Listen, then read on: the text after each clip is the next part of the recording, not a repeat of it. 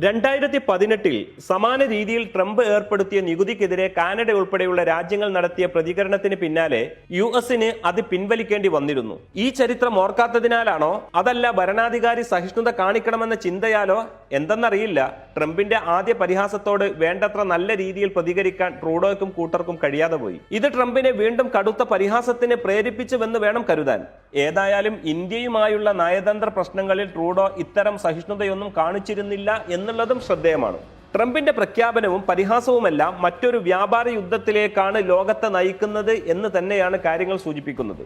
November 30-ന് American സംസ്ഥാനമായ ഫ്ലോറിഡയുടെ west palm ബീച്ചിലെ ട്രംപിന്റെ ഗോൾഫ് റിസോർട്ടായ മാർ എ ലാഗോയിൽ വെച്ച് ഇരുവരും കൂടിക്കാഴ്ച നടത്തിയതിന് പിന്നാലെയായിരുന്നു ട്രംപിന്റെ ആദ്യ പരിഹാസം. കാനഡയുടെ തെക്കൻ അതിർത്തി കടക്കാൻ ശ്രമിക്കുന്ന കുടിയേറ്റക്കാർക്കെതിരെയും നിയമവിരുദ്ധമായ ലഹരിക്കടത്തിനെതിരെയും നടപടിയെടുത്തില്ലെങ്കിൽ കാനഡയ്ക്ക് മേൽ 25% ഇറക്കുമതി തീരുവ ഏർപ്പെടുത്തുമെന്ന ട്രംപിന്റെ മുന്നറിയിപ്പിന് പിന്നാലെ ഇക്കാര്യങ്ങൾ ചർച്ച ചെയ്യാനാണ് ട്രൂഡോ ട്രംപിന്റെ റിസോർട്ടിൽ അന്നെത്തിയത്.